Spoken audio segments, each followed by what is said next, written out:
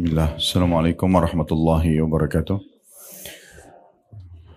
Alhamdulillah, tidak pernah berhenti kita memuji dan memuja Allah atas segala nikmat yang Allah limpahkan kepada kita, termasuk Allah masih memberikan kita satu hari lagi umur, dan hari ini harusnya kita maksimalkan untuk menjalankan tujuan utama kita diciptakan, yaitu mengabdi dan beribadah kepada Allah subhanahu wa ta'ala.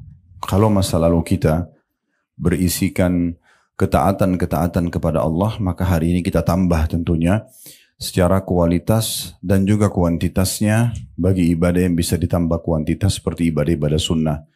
Dan kalau di masa lalu kita masih punya kesalahan atau dosa, maka hari ini kita punya kesempatan untuk taubat dan menyelamatkan diri dari hukuman Allah subhanahu wa ta'ala. Biasa kami bahasakan kalau hari yang kita masih hidup adalah hari emas kita, di mana kita harus bisa syukuri, dan cara bersyukur adalah memaksimalkannya di atas ketaatan kepada Allah subhanahu wa ta'ala. Dan jadi kita panjatkan salam hormat kita kepada utusan Allah Nabi besar Muhammad sallallahu alaihi wa alihi wa sahbihi wasallam, sebagaimana Allah telah perintahkan kita untuk mengucapkan salam hormat kepada beliau. Melanjutkan pada buku kita, ibu-ibu sekalian, yang ditulis oleh Dr. Sa'id bin Ali bin Wahf Al-Qahtani, agar doa dikabulkan dan sebab-sebab terkabul dan tertolaknya doa berdasarkan Al-Quran dan Sunnah. Kita akan masuk pasal ketiga. Pada kesempatan ini tentunya syarat-syarat terkabulkannya doa dan hal-hal yang menghalangi terkabulkannya. Dan sebelumnya pasal 2 kita sudah bahas ada 10 poin tentang keutamaan berdoa. Dari poin 1 sampai poin 10. Dari halaman 19 sampai di halaman 23. Dan insya Allah mudah-mudahan itu sudah cukup untuk mewakili keutamaan doa. Kembali saya ingatkan kalau doa itu adalah komunikasi seorang hamba dengan Tuhannya. Kalau kita mau rasionalkan, kalau seandainya ibu dikasih kesempatan oleh pemimpin satu negara, anggaplah mungkin kita di Indonesia, presiden misalnya, memberikan kesempatan untuk ibu bisa komunikasi dengannya secara langsung, mungkin dikasih nomor pribadi, dan bisa menyampaikan keinginan apa saja. Setiap saat bisa, dan dia akan penuhi kebutuhan kita. Tentu ini mungkin tidak terjadi ya. Bahkan kepada anak sendiri pun mungkin belum tentu seorang pemimpin bisa penuhi semua kebutuhannya. Tetapi ini kalau kita andaikan saja. Kalau seandainya ada orang seperti kita, lalu diberikan kesempatan seperti itu oleh seorang pemimpin yang memang berkuasa, saya yakin kita sangat bangga dan kita tidak akan sia-siakan kesempatan itu. Apapun yang kita butuhkan kita akan sampaikan. Ini rasional saja. Sebenarnya doa jauh lebih dahsyat daripada itu tentunya. Karena kita sedang bicara kepada pencipta alam semesta ini. Kalau nikmat sedang ada pada kita apapun itu, dari makanan, minuman, pakaian, kesehatan, harta, pasangan hidup, keturunan, kebahagiaan, dan segala macam hal. Maka yang ciptakan kita Allah, yang ciptakan semua nikmat itu Allah, yang bisa pertahankan dan menambahnya hanya Allah. Berarti kita sedang meminta itu kepada Allah yang memang pemilik yang sebenarnya. Begitu juga kalau kita sedang ada ujian, sakit, gangguan orang, difitnah, diganggu, ada orang utang gak bayar, dan segala macam hal. Yang ciptakan kita Allah, yang ciptakan permasalahan itu sebenarnya penciptanya Allah. Dan yang bisa memberikan jalan keluar terbaik hanya Allah subhanahu wa ta'ala. Dan tidak ada satupun dari raja manusia yang bisa seperti ini. Allah subhanahu wa ta'ala memudahkan kita agar bisa komunikasi secara langsung dengannya, dan itulah namanya doa. Satu buku ini membahas semua tentang masalah komunikasi itu kepada antara kita dengan Allah subhanahu wa ta'ala. Maka jangan disia-siakan kesempatan ini. Dan ingat salah satu dari poin yang merupakan keutamaan doa adalah sabda Nabi SAW, وَلَيْسَ أَكْرَمُ عَلَى اللَّهِ مِنَ الدُّعَى. Dan tidak ada sesuatu yang lebih mulia di sisi Allah dibandingkan doa. Dan juga ada hadis riwayat Tirmidzi, مَنْ لَمْ يَدُعُ اللَّهَ يَغْضَبْ عَلَيْهِ. Siapa yang tidak berdoa kepada Allah, maka Allah justru murka kepadanya.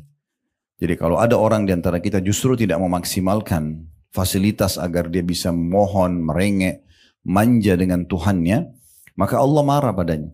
Makanya seorang penyair Arab mengatakan kurang lebih artinya, jangan kau minta sama manusia, karena kalau kau minta padanya, dia akan marah. Sekali, dua kali, tiga kali kita minta, Mungkin dia kasih, tapi yang keempat, yang kelima, yang keenam dia akan marah. Tapi mintalah kepada zat, maksudnya Allah, yang kalau kau tidak minta justru dia marah. Allah justru marah kalau kita tidak minta, tidak berdoa. Bahkan Allah menganggap itu sebuah kesombongan, ya, keangkuhan, karena kita merasa tidak butuh dengan Allah. Juga sudah kita titik beratkan, saya ingatkan kembali, karena ini pondasi-pondasi dasar dalam doa. Ibu berdoa minta agar dipertahankan nikmat, kesehatan, keturunan, kebahagiaan, pasangan hidup, harta yang ada, pekerjaan. Itu lebih afdal, ibu minta agar dipertahankan, dibandingkan musibah ada baru ibu minta jalan keluarnya. Artinya, tidak ada alasan untuk tidak berdoa. Jadi jangan bilang, saya lagi sehat kok Ustaz, saya lagi melimpah harta, saya lagi bahagia dengan suami sama anak-anak. Apa yang saya mau minta? Keliru. Justru itu yang kita minta agar dipertahankan. Lebih afdal, lebih besar pahala yang di sisi Allah. Karena kita sedang menyadari, ini nikmat dari Allah. Saya tetap minta agar Allah pertahankan. Itu lebih afdal, lebih besar pahalanya, lebih mulia di sisi Allah dibandingkan ibu lagi sakit minta disembuhkan. Ibu lagi ada masalah sama suami baru minta solusi sama Allah. Itu boleh, tapi yang awal lebih afdal. Berarti tidak ada alasan untuk tidak berdoa. Saya juga sudah titik beratkan. Apapun yang ibu lihat depan matanya, bisa jadi bahan doa. Ada orang misalnya lagi kelihatan nikmat luar biasa. Sehat badannya, penampilannya ceria, segala macam lah, hartanya melimpah, terus segala macam hal yang mungkin kita bisa lihat. Bisa jadi doa buat kita. Kita mengatakan, ya Allah berkahi buat dia dan berikan kepada saya seperti yang kau berikan pada dia. Jadi doa, kelebihan orang bisa jadi doa buat kita. Ibu lihat masjid, orang bangun. Bukan cuma lewat mengatakan, oh bagus ya masjidnya. Enggak. Ya Allah kalau seandainya engkau berikan aku kesempatan seperti yang kau berikan kepada dia, aku akan buat yang sama. Dengan doa seperti ini bukan mustahil Allah berikan pahala kita seperti dia. Kan gitu. Karena memang kata Nabi SAW, ada manusia ada 4 golongan. Yang pertama, yang paling mulia Allah kasih ilmu dan harta. Udah pinter agama, dia kaya raya. Dan dia habiskan keduanya di jalan Allah. Ini orang yang paling afdal. Karena dia gunakan ilmu dan hartanya dengan di jalan Allah SWT. Kemudian yang kedua adalah orang yang Allah kasih ilmu tapi tidak punya harta. Dia pintar sekali, dia faham mana halal haramnya Allah, tapi dia tidak punya harta. Namun kata Nabi SAW, dia bilang tulus dari hatinya, ya Allah kalau seandainya engkau memberikan aku kesempatan seperti golongan yang pertama tadi. Misalnya yang pertama itu punya harta, punya ilmu, dia bangun masjid, rumah anak yatim, pesantren, segala macam.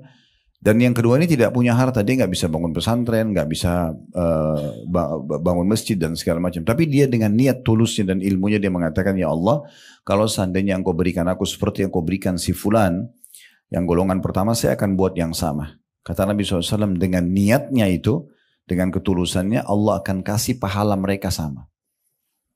Bayangkan hadis ini Bu, kalau ibu setiap lewat di satu jalan, ada masjid dibangun, bukan cuma lewatin. Ya Allah kalau engkau berikan aku kesempatan seperti orang yang bangun masjid ini, aku akan lakukan juga. Berapa banyak masjid? Di Jakarta Selatan itu kalau tidak salah datanya 2000 lebih ya. Sekitar begitu ya. Seluruh Jakarta itu di atas 12.000, 13.000 masjid dan musola. Berapa banyak kita bisa dapat pahala dengan doa kita itu. Belum kita bicara pesantren, belum kita bicara rumah tahfidz Quran, belum kita bicara semua majelis ta'lim. Orang yang buat majelis ta'lim misalnya, kita belum bisa punya kesempatan, kita berdoa. Berharap kita bisa buat seperti mereka. Setiap kali lihat orang pergi haji dan umroh, jangan cuma bilang, oh dia pergi haji dan umroh ya. Kenapa enggak berdoa? Kenapa enggak jadikan itu momen untuk mendapat pahala yang sama? Ya Allah kalau engkau berikan aku kesempatan yang sama, aku akan lakukan. Maka sama pahalanya. Kan gitu. Nah ini poin yang tidak boleh luput dari kita berhubungan dengan masalah doa. Dan hati-hati juga dengan golongan ketiga dan keempat. Kalau golongan ketiga adalah orang yang Allah kasih harta tapi tidak punya ilmu. Habis uangnya bangun karaoke, diskotik, foya-foya, judi, mabuk. Misal, dia tidak ada ilmu agama, dia punya harta melimpah. Jadi disalahgunakan hartanya. Ini orang yang buruk kata Nabi SAW. Golongan keempat lebih buruk lagi. Nggak punya ilmu, nggak punya harta. Udah bodoh, miskin. Tapi yang dia lihat golongan ketiga. Yang punya harta habis untuk maksiat. Maka dia mengatakan kalau saya punya harta yang sama saya buat seperti orang ini. Maka sama-sama dosanya. Dia nggak bangun diskotik, dia nggak bangun karaoke, dia nggak judi, tapi sama dosanya karena dia niat ingin seperti orang itu. Jadi poin-poin seperti ini harus betul-betul menjadi pondasi dasar. Ya. Jadi kalau orang punya kelebihan depan mata kita, kita bisa jadikan momen untuk berdoa. Begitu juga kalau orang punya kekurangan. Ada orang cacat salah fisik, ada orang lebih sedikit misalnya kedudukannya di mata masyarakat daripada kita, lebih sedikit hartanya. Kita bisa jadikan doa misalnya, atau ada ujian pada dia. Ya Allah, selamatkan aku selamanya dengan keluarga aku dari apa yang kau ujikan kepada orang ini. Kan bisa jadi doa. Dan kita juga bisa doakan dia, ya Allah, keluarkan dia dari permasalahannya misalnya. Karena memang kalau kita doakan seseorang kebaikan dan Allah kabulkan, misalnya sembuh dari penyakitnya, lunas dari utangnya dan segala macam, maka nanti kalau orang ini keluar dari permasalahan dan kena hasil dari doa kita, selama dia aktivitas setelah keluar dari permasalahannya, kita akan panen pahala dia. Nah ini pondasi-pondasi dasar yang harus difahami dalam masalah doa. Jadi tidak ada alasan untuk tidak berdoa, dan memang dia ibadah yang sangat mulia di sisi Allah Subhanahu wa taala. Karena orang-orang yang berdoa itu berarti orang-orang yang dekat dengan Allah Subhanahu wa taala. Jadi kita kembali ke hadis tadi, laisa syai'un akrama Allahi taala minad du'a, tidak ada sesuatu yang lebih mulia terhadap Allah daripada berdoa itu. Itu ada di pasal sebelumnya ya, di pasal kedua, di poin nomor 7, di halaman 21 ya. Itu tentang masalah ya, bagaimana tidak ada yang lebih mulia di sisi Allah daripada doa. Tiap orang kalau sudah berdoa itu berarti orang yang coba berusaha manja dan bergantung pada Tuhannya, dan itu target doa. Sementara tadi yang saya bilang kalau orang tidak berdoa malah Allah marah padanya, lihat di poin 8-nya. Kan gitu. Ini juga sudah kita bahas pertemuan yang lalu ya. Justru orang kalau tidak berdoa Allah marah padanya. Jadi harusnya kita selalu berdoa. Untuk diri kita, lihat kelebihan pada orang lain, minta kita diberikan yang sama. Dan kalau ada musibah sedang menimpa orang lain, kita minta berlindung agar Allah tidak ujikan itu pada kita. Gitu ya. Baik, kita akan masuk sekarang lanjutannya ibu-ibu sekalian, pasal ketiga berhubungan dengan masalah syarat-syarat terkabulkannya doa dan hal-hal yang menghalangi terkabulnya. Tentu kalau kita tanya diri kita semua apakah kita mau diterima doanya, tentu kita mengatakan iya. Karena setiap kali kita sampaikan Allah kabulkan. Tentu semua orang mau minta apapun ya. Nah kita harus penuhi syarat. Di dalam bab pasal ini, penulis menulis atau memilih 5 syarat yang akan kita coba bedah ya. Mudah-mudahan bisa selesai. Kalau tidak maka beberapa poinnya dulu, karena ini cukup panjang. Tapi ini syarat penting. Mirip begini Bu, Ibu kalau misalnya mau masuk ke satu kantor untuk bekerja. Dibukalah peluang kerja di kantor A, dan kita sebenarnya pengen kerja di situ. Lalu kita hanya lewat dan mengatakan saya pengen kerja di sini. Kita nggak pernah tanya, nggak pernah ikutin syaratnya. Gimana caranya? Syaratnya harus biodata, harus serahkan ijazah, harus dan itu misalnya. Tapi kita nggak pernah, kita cuma bilang saya mau kerja di situ. Nggak akan ada hasilnya, nggak akan ada hasilnya. Ya, itulah pentingnya syarat. Ya, itulah pentingnya syarat-syarat. Makanya ada syaratnya supaya doa kita bisa diterima. Makin ibu penuhi syarat ini, maka makin cepat penerimaan doanya. Kita akan bacakan apa yang ditulis oleh penulis di halaman 25 di pasal ketiga ya. Syarat-syarat terkabulnya doa dan hal-hal yang menghalangi terkabulnya doa dan ta'awudz. Ta'awudz itu dalam kurung mohon perlindungan. Berlindung kepada Allah dari apa yang kita khawatirkan. Itu ibarat senjata kata beliau. Ibarat senjata. Maksudnya tidak ada yang lebih kuat daripada ini. Kalau senjata yang kita pakai berperang Bu, tembak, pistol misalnya atau yang sejenisnya ya, senapan dan seterusnya, itu mungkin jangkauannya terbatas. Kapan dia kita tembakin ke tembok yang kuat, mungkin tembok itu bisa tembus bisa tidak. Belum tentu kena sasaran musuh kita. Tetapi kalau doa itu beda. Apapun bisa ditembus dengan doa. Sampai ke dalam hati manusia yang tadinya mungkin benci kita bisa berbalik menjadi menyukai kita. Misalnya. Atau orang yang jahat bisa jadi baik kepada kita. Atau keadaan kita yang sudah terpuruk. Ekonomi terpuruk, kesehatan terpuruk bisa berbalik menjadi 180 derajat. Menjadi sehat, menjadi kaya. Itu semua hanya doa. Makanya bahasa penulis ini penting sekali ya. Doa minta apapun kepada Allah, dan ta'awud, minta berlindung kepada Allah dari masalah yang sedang dihadapin, itu ibarat senjata. Kehebatan senjata bergantung kepada pemakainya. Walaupun senjatanya bagus, tapi kalau yang menggunakan tidak faham, maka juga tidak berfungsi, ya. Kita kalau kasih pedang yang tajam, tapi pada anak bayi, dia nggak tahu cara pakainya, kan gitu, nggak mungkin. Atau mungkin handphone lah sekarang, kalau kita kasih handphone anak bayi, dia ngerti apa? Dia nggak ngerti apa-apa, dia nggak tahu nilainya. Saya ibu-ibu kalau kasih anaknya yang kecil, mungkin bisa dibuang handphone itu, dia nggak paham ya nilainya. Jadi memang harus juga tergantung pada pemakainya. Bukan hanya dari ketajamannya saja. Apabila senjata telah sempurna, tidak ada cacatnya, lengan yang menggunakannya kuat, dan juga penghalang tidak ada, niscaya dapat membinasakan musuh. Berkumpul antara senjata yang kuat itulah doa, berkumpul dengan orang yang mau menggunakan senjata itu dan faham, maksudnya dia sering berdoa, dia penuhi syarat-syarat doa itu, maka secara otomatis bisa memenuhi apa yang kita inginkan. Apabila kurang salah satu dari 3 perkara ini, maka pengaruhnya menjadi berkurang juga. Senjatanya ada, tapi lengannya nggak kuat, ya, gitu kan? Di situ dikatakan begitu ya. Jadi kalau senjata itu tidak ada cacatnya, lengan yang menggunakan kuat dan tidak ada penghalangnya, sempurna bisa melawan musuh. Tapi kalau salah satu dari 3 ini, ya, ada yang kurang, maka juga berkurang fungsinya, ya. Jadi ibu sudah punya senjata yang bagus doa, perangkatnya, tapi ibu sendiri nggak pernah berdoa. Berarti kan ibu tidak pakai senjata yang bagus itu. Sayang banget gitu ya. Sayang banget ini. Ini perlu kita bahasakan karena banyak orang tahu doa itu. Kalau kita bilang berdoa lah, dia tahu doa tapi dia nggak lakukan. Atau mungkin dia berdoa hanya pada saat butuh. Ya? Nanti deh kalau saya sakit baru berdoa misalnya, atau nanti terlilit utang, atau nanti ada masalah baru berdoa. Padahal sebenarnya bukan seperti itu. Dia harusnya menunggangi kesempatan berdoa itu pada setiap kesempatan atau setiap waktu yang ada. Ingat sabda Nabi SAW, saya ingatkan lagi, kita sudah bahas ya. Kenali dah Tuhan kalian di saat kalian sedang lapang. Maka dia akan kenali kalian di saat kalian sedang sulit. Jadi kalau ada orang mau diijabah doanya pada saat dia sedang kesulitan, maka dia harus sering berdoa di waktu dia lapang.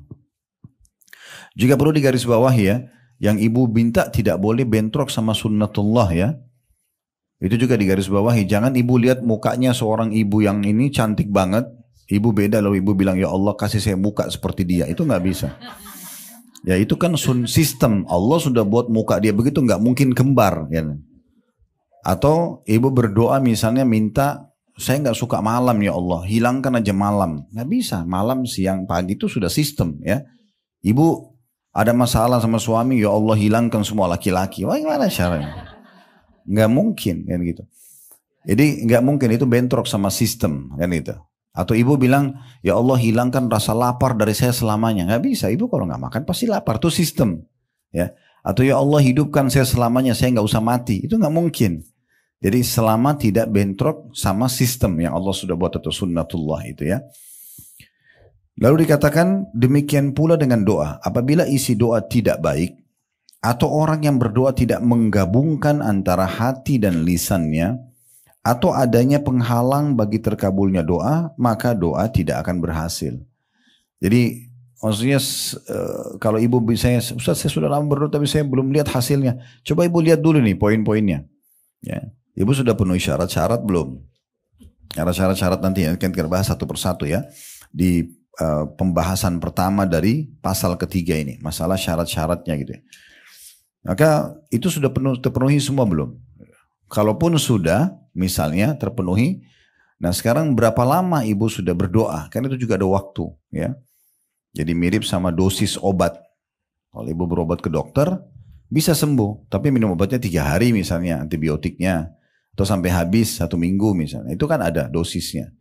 Karena saya sudah jelaskan juga yang lalu, kalau kita misalnya sakit lalu ibu mengatakan, ya Allah sembuhin saya, tiba-tiba sembuh, kita sudah nggak berdoa lagi.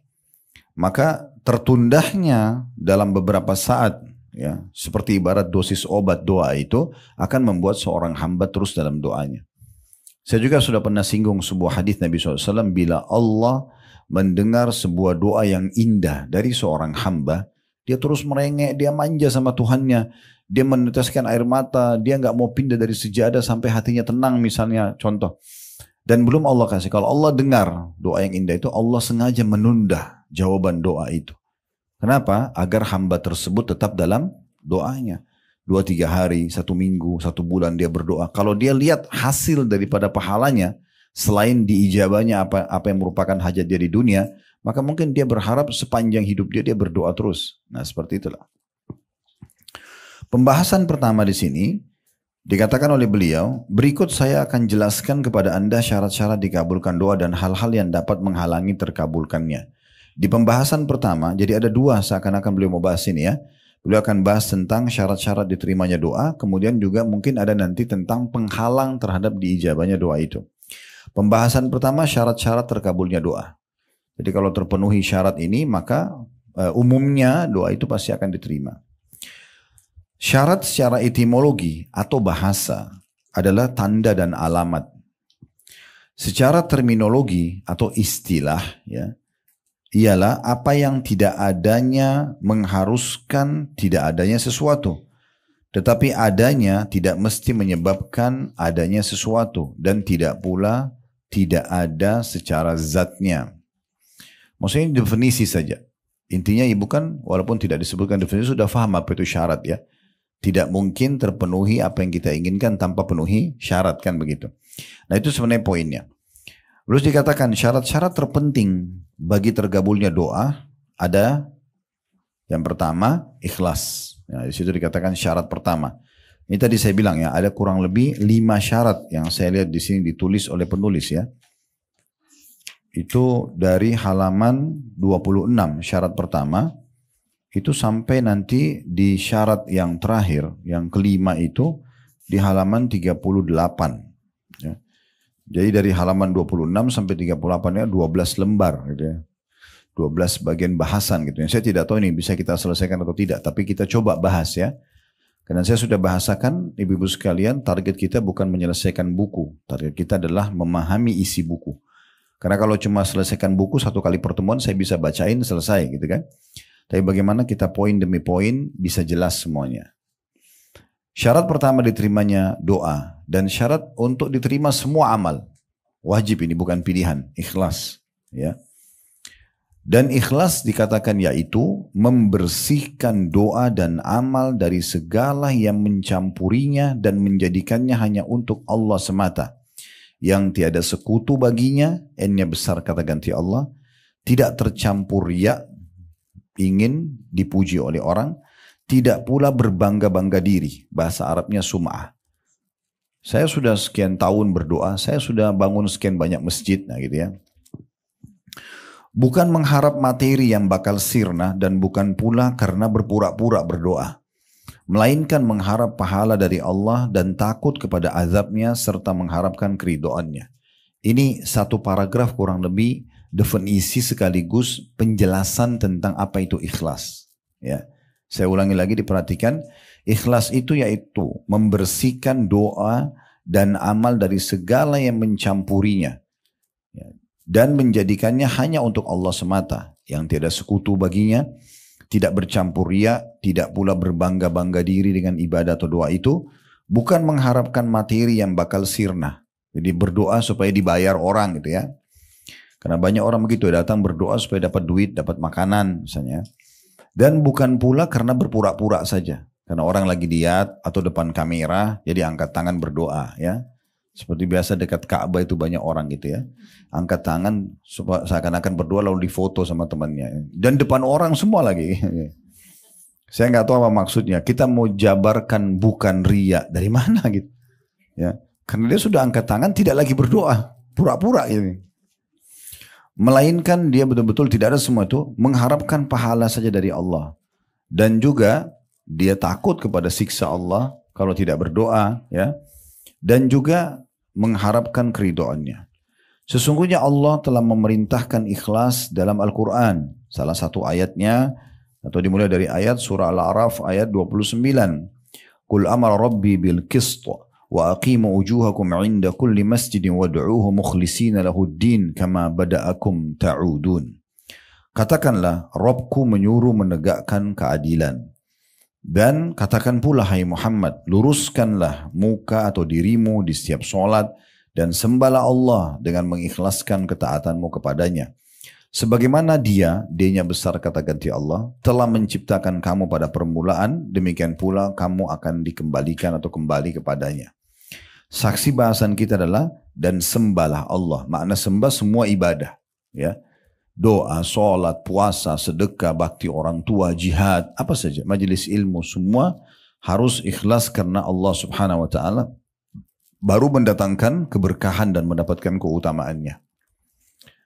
Kemudian dari ayat ini tentunya kita ambil dulu pelajaran, ada dua pesan penting di sini dari Allah subhanahu, atau tiga pesan penting dalam ayat Al-A'raf 29. Yang pertama itu Allah perintahkan berlaku adil, walaupun untuk diri kita sendiri dan orang-orang di sekitar kita. Itu mungkin ada bahasan sendiri bab adil, tapi yang jelas kita disuruh berbuat adil dalam setiap hal. Termasuk kalau ibu-ibu diamanahkan anak-anak sama Allah, tidak boleh dibedain. Harus semua sama, laki-laki dan perempuan sama pemberiannya. Ya, mungkin yang sedikit berbeda adalah porsi. Kalau masih bayi sama sudah besar, porsi makanannya beda, misalnya ukuran baju beda. Tapi standar itu tidak boleh. Makanya pernah Nu'man ibn Bashir, ayahnya Nu'man, dua-duanya sahabat. Nu'man sahabat, Bashir sahabat.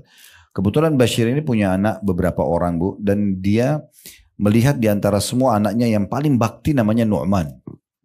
Dia datang kepada Nabi SAW lalu mengatakan, ya Rasulullah, ini Nu'man karena anak saya yang paling bakti, saya mau khususkan pemberian buat dia. Dan dia minta Nabi jadi saksi. Maka Nabi SAW tanya, hai Bashir, kau kasih semua anakmu sama enggak? Dia bilang tidak ya Rasulullah. Kata Nabi SAW, saya enggak mau jadi saksi. Lalu Nabi tanya balik, hai Bashir, kau mau semua anakmu berbakti sama kau nanti pada saat mereka besar, sama standar baktinya? Semua santun, semua ramah, semua ngurus kamu kalau sudah tua? Dia mengatakan iya. Kata Nabi SAW, sama ratakan mereka. Harus sama. Ya, berikan porsi makanan sama semua. Apalagi kalau dekat-dekat umurnya ya. Gitu. Berikan pakaian apa saja, nilainya harus sama. Kalau yang saya buat itu, di laptop saya pun saya susun tuh. Nama anak-anak, kalau ada satu anak yang beli mainan misalnya, yang lain tidak, saya beli saldo anak yang lain tuh. Jadi kita kasih saldonya, misalnya 50 ribu nih, yang lain kakak adiknya nggak beli. Ya sudah, anak ini punya 50 ribu. Dia bisa beli untuk yang lainnya. Dia bisa mau bawa tambah uang sakunya atau apa, itu terserah. Karena nanti Allah akan tanya, ini adil nggak? Beda pemberian hidup begini, namanya hibah sama warisan. Nah kalau warisan memang laki-laki 2, perempuan 1, itu memang hukum Allah begitu ya. Karena anak laki-laki wajib kita nafkahi sampai balik saja, anak perempuan dinafkahi sampai sudah menikah. Sampai menikah gitu kan. Makanya perempuan selalu aman, sebelum nikah wajib dinafkahi oleh ayahnya, setelah nikah wajib dinafkahi oleh suaminya. Anak laki-laki tidak seperti itu, makanya Allah kasih warisan mereka lebih banyak ya, dan tidak boleh dilanggar ini Bu ya. Di negara kita sayangnya semoga Allah kasih hidayah, masih banyak orang yang begitu. Datang mengeluh sama saya, Ustaz, ini kakak saya perempuan gak setuju kalau dia dapat setengah, dia atau 1, kami dapat 2. Nah, itu hukum Allah. Terus saya mau jawab bagaimana? Ya harusnya difahami kalau itu hukum Allah gitu ya. Karena memang perempuan sudah terjamin dari setiap keadaan. Jadi kalau ada perempuan masih gadis misalnya belum nikah, walaupun sampai 40 tahun ayahnya tetap wajib menafkahinya. Jadi makan, minum, tidur tetap dijamin. Setelah nikah suaminya yang atur. Tidak ada sesuatu yang dikhawatirkan gitu kan. Kalau laki-laki gak bisa. Anak laki-laki itu hanya sampai balik. Kalau sudah balik, ibu dan suami masih biaya anak yang sudah balik laki-laki itu sudah sunnah. Bukan kewajiban. Tapi tetap tidak mungkin kita tega gitu ya. Tetapi hukum agamanya begitu. Anak laki-laki itu dia sudah balik itu kayak sudah boleh bekerja kan gitu. Nah seperti itu. Itu harus berlaku adil. Ya. Berlaku adil juga untuk diri kita sendiri. Seperti kita mengatur porsi makan, porsi tidur, porsi berolahraga, itu namanya berlaku adil. Ini babnya panjang sekali ya. Tapi Allah perintahkan kita berbuat qist atau keadilan dalam segala hal. Termasuk menengahi orang, jangan karena ini punya hubungan kerabat, lalu kemudian kita bela dia, nggak bisa. Atau ini teman dekat kita, salah ya salah. Ya, dan itu harus kita terapkan dalam hidup kita, biarkan orang lain tahu, oh kalau sama ibu ini saya nggak bisa buat apa-apa, karena pasti yang benar ya benar, ya salah. Nah itu memang pribadi kita seperti itu seorang muslim. Itu pesan pertama. Pesan yang kedua, ini yang disebutkan bahwasanya kita diperintahkan untuk mengikhlaskan niat kepada Allah Subhanahu wa taala dalam setiap ibadah. Sembahan atau cara kita menyembah Allah, berdoa, berzikir, apa saja semua itu ikhlas karena Allah. Pesan ketiga, adanya diingatkan bahwasanya kita semua akan meninggal dunia dan akan kembali kepada Allah Subhanahu wa taala. Pastikan kita kembali. Sehebat apapun kita jaga kesehatan kita, hidup di tempat yang udaranya asri lah, sehat lah, segala macam, olahraga, tetap mati di saat ajalnya datang gitu ya. Maka itu tidak mungkin kita pungkiri. Tapi memang kita juga tidak boleh putus asa mengatakan, toh kalau saya mau mati ya sudah biar aja, saya nggak usah olahraga, saya nggak usah sehat-sehatan, dan seterusnya. Itu juga keliru ya.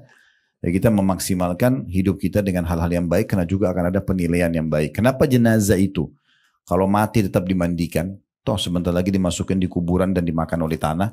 Karena kita harus kembalikan jasad itu kepada Allah dalam kondisi utuh, baik, sebagaimana Allah pinjamkan kepada kita.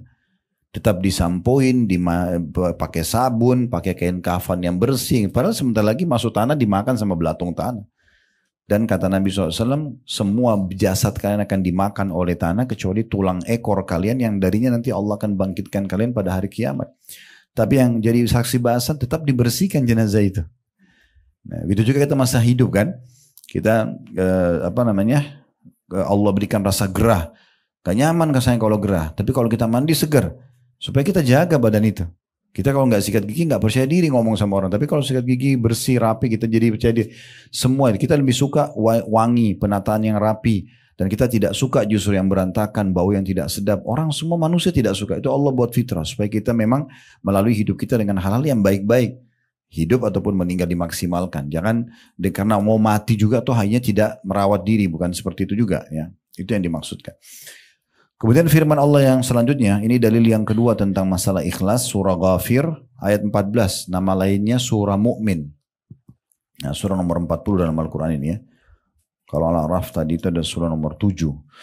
Fad'ullaha mukhlisina lahuddina walau karihal kafirun. Maka sembahlah Allah dengan memurnikan ibadah kepadanya meskipun orang-orang kafir tidak menyukainya.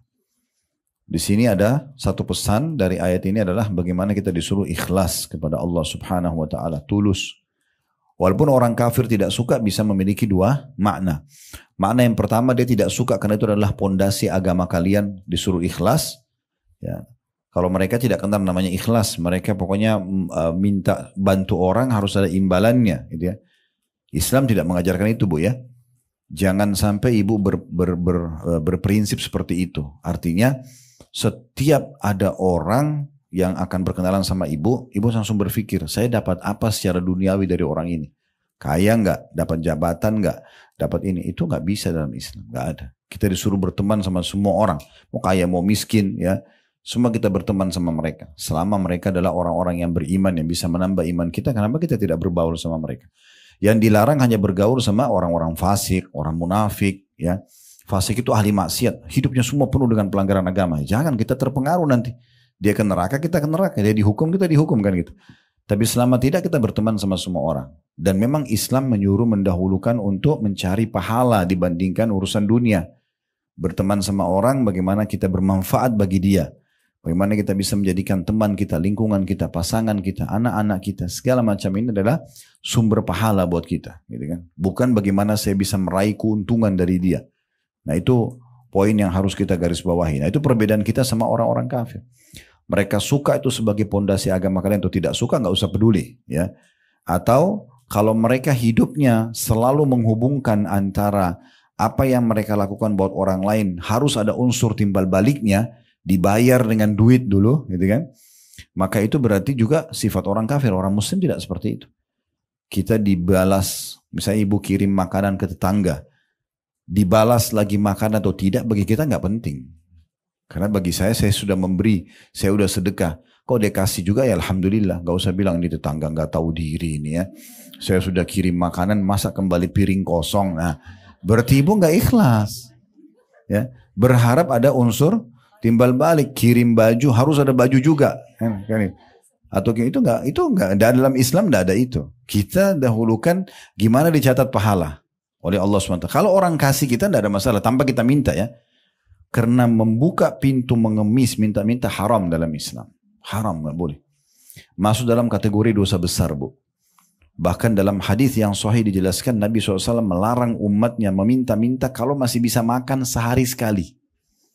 Kalau masih punya makanan hari itu, nggak boleh minta. Satu hari makan itu sudah nggak boleh minta. Yang boleh itu kalau betul-betul dia sudah kelaparan, dia akan mati kalau nggak makan. Itu baru boleh buka pintu minta. Itu pun minta di saat itu saja. Dan tidak ada sama sekali pintu yang lain. Kata Nabi SAW, tidak ada orang yang membuka pintu mengemis, kecuali Allah akan bukakan baginya pintu kemiskinan. Hidupnya akan terhina.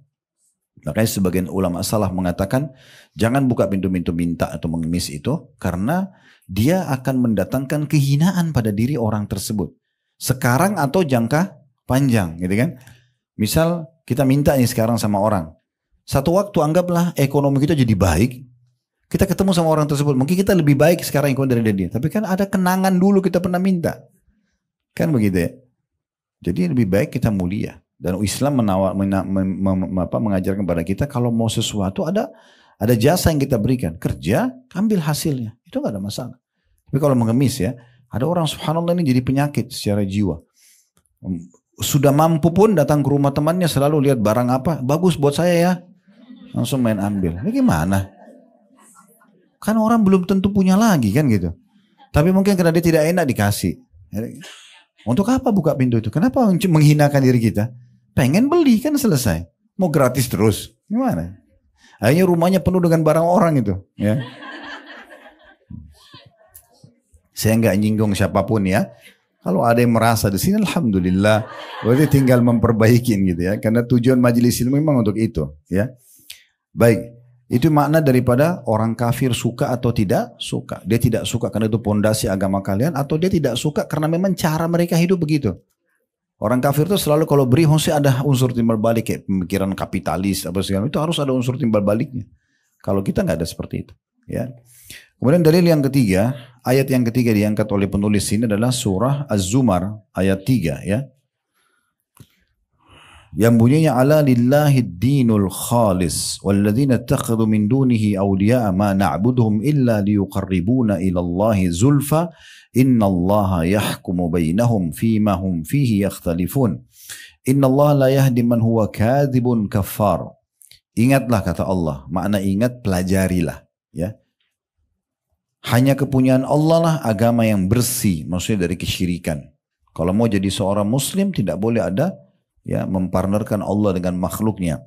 Dan orang-orang yang mengambil pelindung selain Allah, mereka berkata, kami tidak menyembah mereka, kuburan kah, patung kah, jimat-jimat kah. Kami tidak menggunakan ini, melainkan supaya mendekatkan diri kami kepada Allah dengan sedekat-dekatnya. Sesungguhnya Allah akan memutuskan di antara mereka tentang apa yang mereka berselisih padanya. Sesungguhnya Allah tidak menunjuki orang-orang yang pendusta lagi sangat ingkar. Kita coba bedah di sini. Ayat ini menjadi beberapa faedahnya. Yang pertama adalah perintah untuk ikhlas.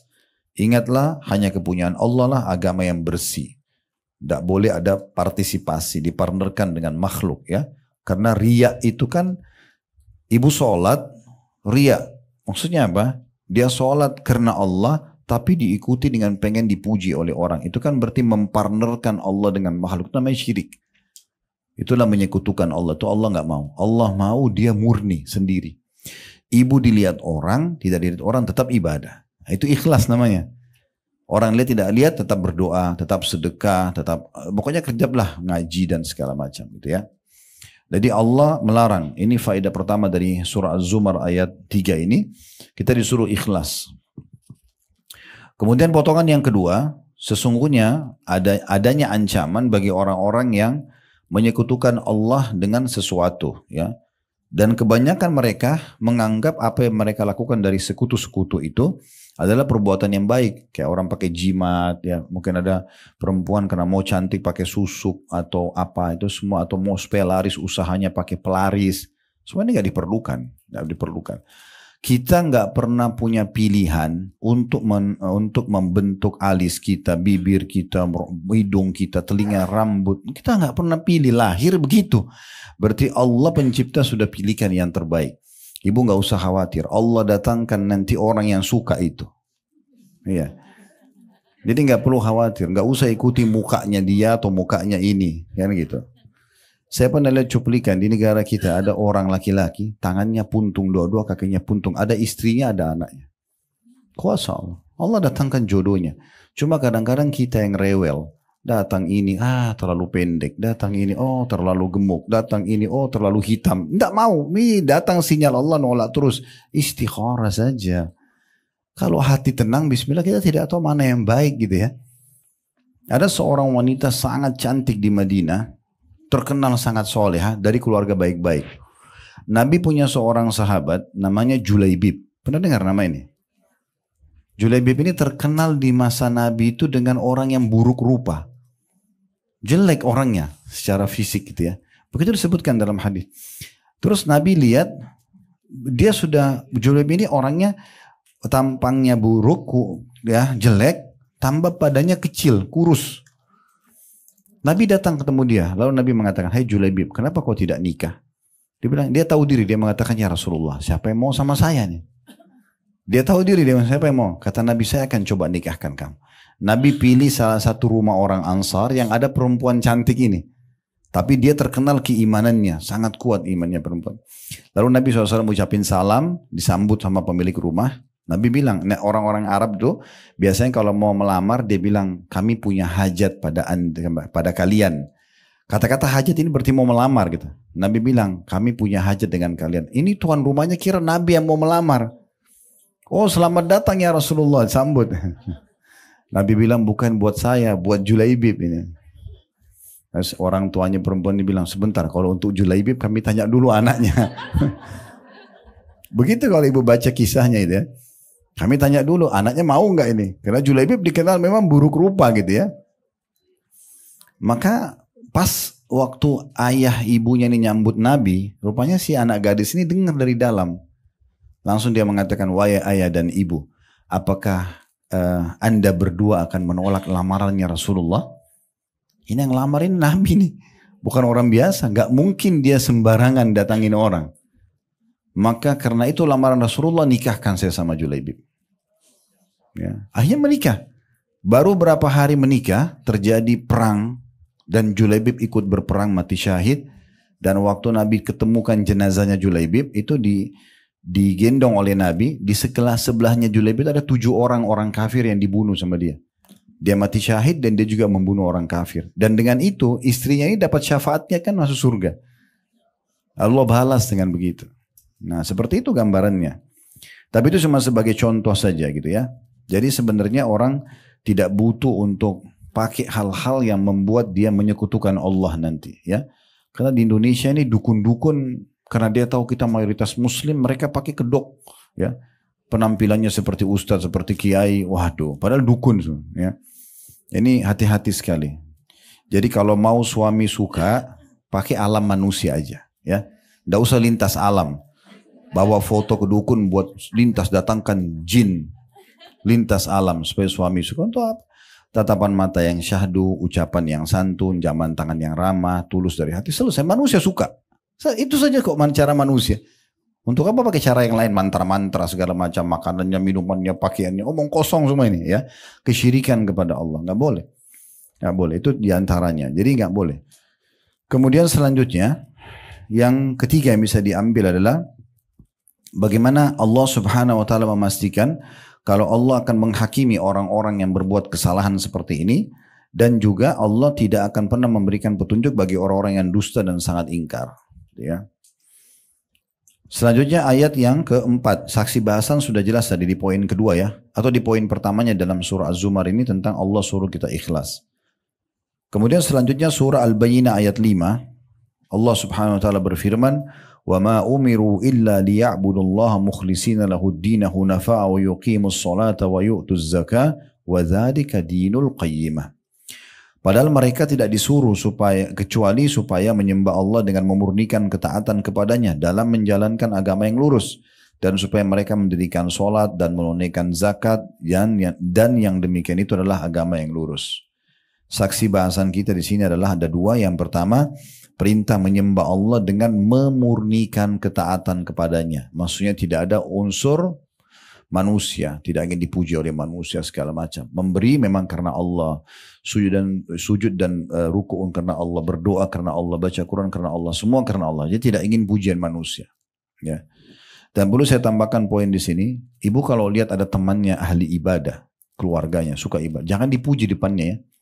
Tidak boleh dipuji. Kamu tadi sholat bagus banget ya. Itu jangan dipuji, nggak boleh ya. Karena jangan sampai dia ikhlas jadi berubah ya. Makanya pernah ada orang di masa Nabi SAW sholatnya bagus banget. Jadi sangat bagus tuh maknina, takbiratul ihram, rukunya, i'tidalnya, sujud, semua dengan tenang sampai salam. Tapi itu agak jauh dari Nabi. Ada orang duduk di sebelah Nabi bilang begini, ya Rasulullah, saya suka banget dengan sholatnya orang ini. Luar biasa gitu. Maksudnya khusyuk. Nabi bilang, jangan kau perdengarkan itu. Karena kau perdengarkan pada dia, kau akan membinasakannya. Sekarang ikhlas sudah bagus nih. Begitu kau bilang, oh tadi sholatmu bagus ya. Wah dia ikutin jadi riak kan. Jadi masalah itu ya. Jadi gak usah dipuji-puji. Nah sama ibu juga kalau buat baik, gak usah tunggu dipuji. Ibu bantu orang nih. Terus dia ambil langsung dia pergi. Jangan bilang ini orang gak tahu terima kasih. Lo memang mau dipuji sama dia atau memang ikhlas kan Allah. Ya sekarang biarin aja. Makin orang terima pemberian kita, makin kita dipuji, makin bagus. Kita makin bersih hatinya kan. Dan setiap kali sudah berbuat amal, lupain aja. Sudah dicatat oleh malaikat. Tidak usah diingat-ingat. Ini biasa kalau kita suka ingat-ingat ini, itu jadi senjata buat syaitan itu. Oh saya sudah 1 tahun ini sholat malam terus. Nah, diingat-ingat. Akhirnya syaitan bisa tunggangi tuh. Lagi ngobrol sama teman-teman. Mereka ngomongin, oh saya kok susah sekali bangun sholat malam ya. Syaitan bisikin, bu kan kamu sholat malam 1 tahun kan gitu. Ceritain pengalamannya. Baru bisikannya bagus gitu kan. Supaya mereka juga termotivasi. Ini omong kosong. Ya. Kan tidak perlu begitu. Apa yang motivasi ibu dulu mau sholat malam, cuplikan ceramah misalnya. Kirim aja ke grup kasih mereka. Gak usah kita ceritain diri kita. Karena antara ikhlas sama riya ini tipis sekali. Kan itu. Kita tadinya ikhlas bisa jadi riya. Padahal sudah ikhlas. Ini kan bahaya sekali. Jadi harus hati-hati sekali masalah itu. Itu poin yang pertama. Poin yang kedua, kita diperintahkan untuk mendirikan sholat dan juga menunaikan zakat. 2 rukun Islam yang sudah masyhur tentunya. Baik, itu tadi 5 ayat Al-Quran yang diangkat oleh penulis sebagai dalil tentang masalah perintah ikhlas. Sekarang kita masuk, beliau mengangkat hadis Nabi SAW. Ya, di situ ada sebuah hadis yang diangkat. Dari Abdullah bin Abbas radhiyallahu anhuma, ini sepupu Nabi SAW, Abdullah sepupu Nabi, Abbas paman Nabi ya, kita bilang radhiyallahu anhuma berarti berdua gitu ya, karena dua-duanya sahabat. Beliau berkata bahwa suatu hari saya duduk di belakang Rasulullah SAW dan Rasulullah SAW bersabda kepadaku, ya gulam, inni u'allimuka kalimat, ihfadillaha yahfaduk, ihfadillaha tajidhu tujahak, idha sa'alta fas'alillah, وإذا استعنت فاستعن بالله واعلم أن الأمة لو اجتمعت على أن ينفعوك بشيء لم ينفعوك إلا بشيء قد كتبه الله لك ولو اجتمعوا على أن يضروك بشيء لم يضروك إلا بشيء قد كتبه الله عليك رفعت الأقلام وجفت الصحف. Ya, sebelum saya baca terjemahan ini, hadis yang paling agung berhubungan dengan masalah ya agama kita dan bagaimana menjalin hubungan baik dengan Sang Pencipta Allah Subhanahu wa taala. Pesan Nabi, karena Abdullah bin Abbas itu masih sangat muda, ya, mungkin baru balik gitu ya, maka Nabi bilang, wahai pemuda, ya gulam, saya akan mengajari kamu beberapa kalimat, dan ini berarti kita langsung ambil pelajaran pentingnya. Setiap anak-anak muda atau anak-anak yang masih kecil pun jangan pernah dianggap, oh belum saatnya saya bicara atau kenalkan Allah sama dia. Justru sejak dini, ya, nak sholat ya, karena Allah yang perintah. Jangan ibu yang suruh. Jadi kalau ibu nanti tidak ada, dia tidak sholat gitu kan. Selalu ingatkan. Sedekah ya nak, ini karena Allah yang perintahkan. Selalu bawa nama Allah itu ya. Saya kalau sampaikan anak-anak di rumah seperti itu. Akhirnya saya pernah dengar mereka ngomong gitu pada saat saya lagi tidak di situ. Tapi betul-betul mereka tidak tahu kalau saya lagi ada di ruangan yang lain. Tapi saya dengar. Kadang-kadang kalau mereka saling mengingatkan, gak boleh loh, Allah larang. Mereka gak bilang ayah atau ibu. Nah itu poin penting, itu pesan ya. Selalu bawa namanya Allah, karena secara fitrah manusia tahu Tuhannya. Ya, sudah tahu bu ya, kita sebelum lahir di muka bumi ini semuanya, pertama Allah ciptakan Nabi Adam, itu Allah keluarkan dari tulang belakangnya Nabi Adam semua keturunannya. Semua kita ini pernah dikeluarkan, dikumpulkan di Wadi Nu'man namanya di Mekah. Ya, di situ dikeluarkan dan Allah menyatakan dalam Al-Quran itu, Alastu bi rabbikum, bukankah aku Tuhan kalian? Kita semua sudah mengatakan qalu syahidina. Kita semua mengatakan ya, kami menyaksi engkau adalah Tuhan kami. Makanya ibu kalau duduk dengerin Allah larang, Rasulullah bersabda, itu kayak mudah kita menerimanya karena memang fitrah kita tahu kalau kita punya Tuhan gitu ya. Nah seperti itulah ya. Jadi tidak sulit untuk menanamkan itu, apalagi sejak dini kepada anak-anak, selalu bilang Allah Allah itu ya. Hai anak muda, saya akan mengajari kamu beberapa kalimat. Nah ini berarti anak-anak muda mulai diajarkan. Pesannya adalah peliharalah perintah dan larangan Allah. Jagalah hubungan baik dengan Allah. Apa yang diperintahkan kerjakan, jaga wajib atau sunnah, apa yang dilarang haram atau makruh tinggalkan. Niscaya balasannya Allah akan memeliharamu. Allah akan menjagamu juga dari segala macam mara bahaya yang bisa menimpamu. Peliharalah hubungan baik dengan Allah. Di situ terjemahnya sunnah Allah. Sebenarnya hubungan baik dengan Allah lebih tepat ya. Peliharalah hubungan baik dengan Allah, tentulah engkau akan mendapatinya. N-nya besar. Kata ganti Allah. Mendapati Allah di hadapanmu. Kalau kita jaga azan langsung sholat, ya ada kesempatan zikir-zikir, berdoa majelis ilmu, kita jaga hubungan baik dengan Allah, maka Allah selalu ada di hadapan kita. Maknanya selalu bersama kita. Kita butuh bantuan akan dibantu, kita butuh nikmat akan ditambahkan gitu ya. Apabila engkau memohon sesuatu, maka mohonlah hanya kepada Allah saja. Dan apabila engkau meminta suatu pertolongan, mintalah hanya kepada Allah saja. Ketahuilah, walaupun seluruh umat berkumpul untuk mendatangkan satu manfaat untukmu, tidaklah mereka itu dapat memberimu kemanfaatan kecuali sekedar yang Allah tetapkan untukmu saja.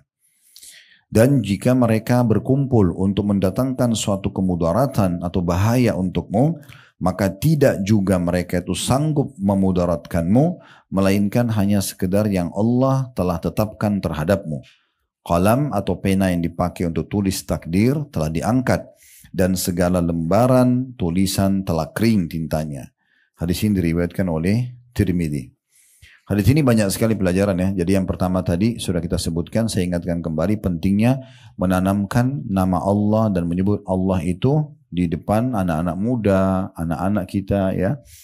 Itu kita biasakan mengucapkan itu. Yang kedua, adanya anjuran untuk menjaga hubungan baik dengan Allah. Hubungan baik dengan Allah itu kita jaga perintahnya. Wajib ataupun sunnah. Termasuk sunnah bu ya. Jadi ibu kalau jaga amalan-amalan sunnah kayak sholat sunnah, puasa sunnah, zikir, baca Quran. Ini akan memudahkan ibu menjaga yang wajib. Ya. Orang kalau sibuk menjaga yang sunnah, yang wajib terjaga. Ibu biasa sholat duha, sholat malam, sholat qobliyah, sholat ba'diyah, tentu wajibnya akan terjaga otomatis. Ibu biasa puasa Senin Kamis, puasa Ayyamul Bid, misalnya puasa sunnah, maka puasa Ramadan jadi mudah. Ibu biasa sedekah, zakat jadi mudah. Ibu biasa umroh, haji jadi nggak asing gitu kan. Nah seperti itulah. Jadi kita menjaga amalan yang Allah perintahkan wajib ataupun sunnah. Jangan ibu bilang, kan itu cuma sunnah. Ya sunnah juga perintah agama ya. Dan dia berfungsi untuk menyempurnakan amal wajib yang kurang di hari kiamat. Kemudian juga sama dengan meninggalkan apa yang Allah larang. Bukan cuma sekedar haram, tapi yang makruh juga. Contoh makruh, ibu makan dan minum berdiri.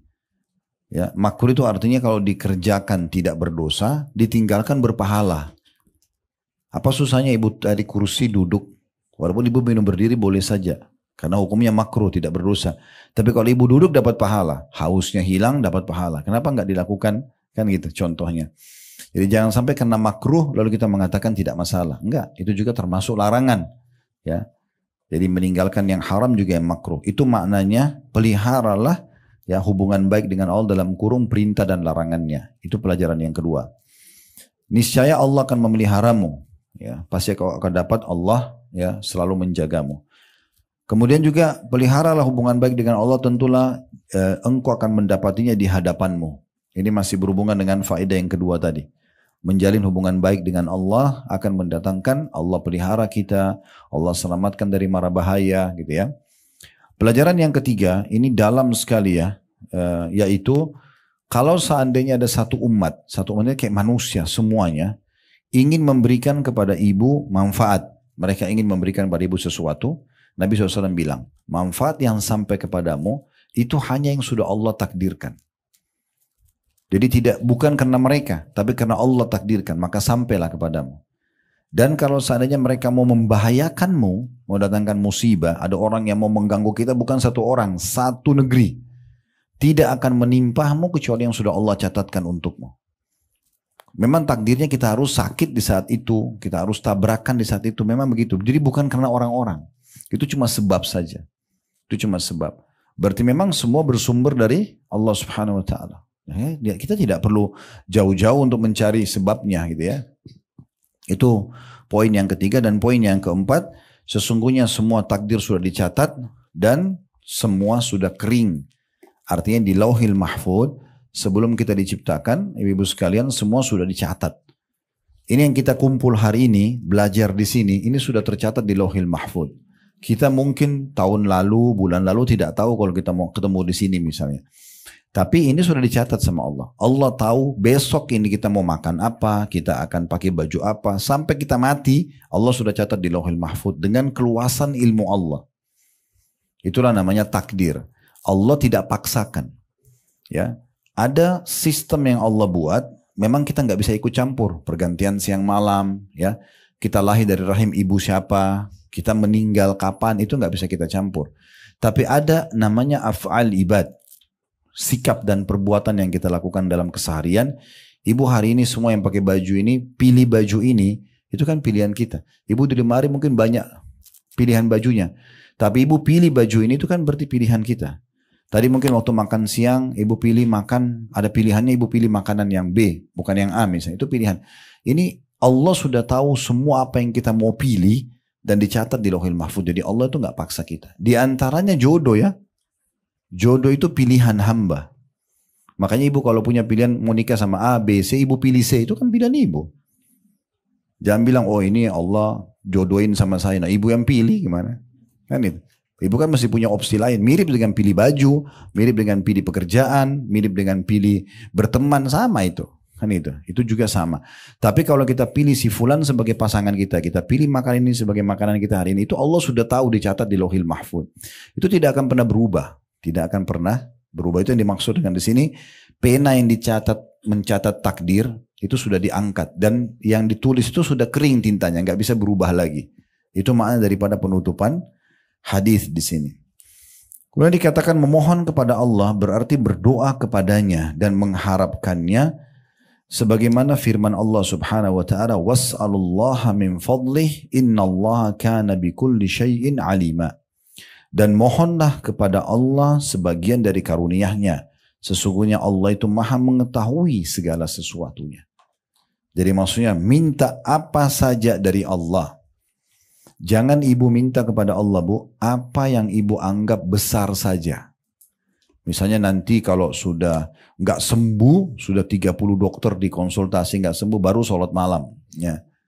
Baru umroh, baru mohon sama Allah, keliru. Allah dulu, baru ikhtiar manusia.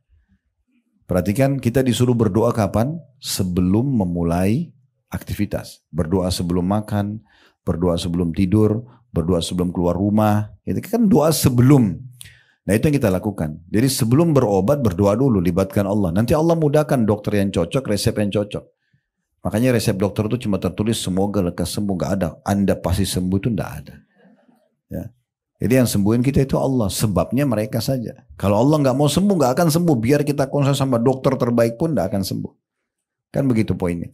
Jadi ini menguatkan hubungan kita dengan Allah Subhanahu Wa Taala. Kalau Allah itu pengatur segala sesuatunya. Makin kuat keyakinan seperti ini atau akidah kita, maka makin mudah kita melalui kehidupan. Kita kalau lagi senang yang ciptakan kita Allah, ciptakan itu juga Allah, kita bisa ya menikmatinya dan menambahnya dengan izin Allah. Kalau ada musibah, bahkan ada yang kita takuti depan mata kita, hewan yang buas misalnya, gempa bumi, apalah segala macam, atau penjahat, Allah yang ciptakan mereka. Allah bisa membalik keadaan mereka menjadi ya baik kepada kita. Kalau tidak salah dinukil ada seorang ulama namanya Hasan Basri. Sehingga saya ini kasusnya Hasan Basri atau Sa'id bin Musayyib, salah satu dari dua orang ini. Tapi kisahnya benar, ada di masa mereka itu ada satu raja zalim, pemimpin zalim namanya Hajjaj bin Yusuf. Hajjaj ini setiap ada orang yang dia tidak suka dibunuh. Mau dia ulama, mau dia siapapun, pokoknya pendapat saya begini, bertolak belakang, penggal lehernya. Itu terkenal kejam banget itu ya. Sampai di istana dia itu terkenal dengan ada kulit hewan unta yang dikeringkan dan ada pedang. Jadi setiap ada orang tolak, taruh di situ, ditangkap sama argunya, dipenggal sama dia. Itu. Satu waktu pernah dia undang, ini tadi saya bilang, lulusan Hasan Basri, mungkin saya belum saya, seingat saya sih mungkin salah satunya ya. Yang jelas datang, dan pada saat dipanggil ini biasanya sudah nasibnya 50% hidup, 50% mati. Karena dia akan tanya banyak hal, menjebak, kalau salah dibunuh gitu kan. Tapi uniknya pada saat dia datang, tiba-tiba dari depan pintu sudah disambut oleh Hajjaj. Belum pernah Hajjaj berdiri dari singgasananya sambut orang, disambut depan pintu istana, dipanggil duduk di sebelah singgasananya, ditanya banyak hukum agama, kemudian dikasih parfum yang termahal waktu itu ada dia punya, diolesin di tangan dan di jenggotnya si alim ini gitu. Udah akhirnya pergi, orang itu pergi, si alim ini pergi. Begitu pergi ditanya oleh orang-orang, kami sangat yakin tadi waktu Anda dipanggil ini cuman kehidupan Anda cuman tinggal pada saat ngobrol aja sama dia. Karena dia memang sering gitu. Terjebak orang, dibunuh gitu. Apa yang Anda ucapkan? Kenapa Anda bisa selamat dari jahatnya orang ini? Dan tadi waktu Anda masuk saya lihat mulut Anda komat kamit. Dia bilang, saya berdoa kepada Allah, ya Allah jadikanlah kejahatannya ya, dan keganasan orang ini justru menjadi kebaikan dan kasih sayang buat saya. Allah balik orang jahat itu jadi baik buat dia. Dan begitu semuanya. Begitu semuanya. Ya. Jadi tidak ada yang mustahil. Kisah yang lain adalah seorang salafus saleh pernah dia tidur di sebuah hutan. Karena masa dulu orang cuma handalkan cahaya matahari. Tiba maghrib dia sudah di tengah hutan, dia tidur. Dia bangun sholat tahajud. Begitu dia selesai 2 rakaat pertama, depan mata dia ada harimau. Meraung dengan keras, gigi taringnya kelihatan. Udah lapar, mau makan dia. Dia berpikir kalau saya coba melawan, harimau lebih kuat, lari lebih kencang. Lalu dia mengatakan, kalau seandainya, dia bilang hadap harimau itu, kalau seandainya Allah yang telah menciptakan saya dan kamu mengutusmu untuk memakanku, takdirku dimakan sama kamu, saya tidak akan melawan. Tapi kalau kau datang untuk mengganggu ibadahku dengan Allah, aku akan minta kepada Allah untuk membinasakanmu. Dia bilang sama harimau itu begitu, dengan penuh keyakinan. Maka harimau itu tiba-tiba menutup mulutnya lalu meninggalkan orang ini. Seganas apapun harimau itu makhluknya Allah juga. Itu keyakinan, nama itu akidah. Kalau ini kuat di dirinya ibu-ibu akan hidup bahagia. Karena tenang sekali. Ada nikmat kita berharap tinggal minta sama Allah. Mau rumah besar, mau amal soleh orang buat, kita bisa minta seperti yang saya bilang. Ada musibah, ada masalah, Allah bisa selamatkan kita. Dengan hanya mohon kepada Allah. Itu kekuatan doa yang luar biasa. Jadi harus ditanamkan betul-betul ya. Yang penting ingat ikhlas karena Allah subhanahu wa ta'ala. Itu poinnya ya. Jadi kita akan masuk insyaAllah poin yang kedua. Mungkin begitu saja. Subhanakallahumma bihamdika. Asyhadu an la ilaha illa anta astaghfiruka wa atubu ilaik. Wassalamualaikum warahmatullahi wabarakatuh.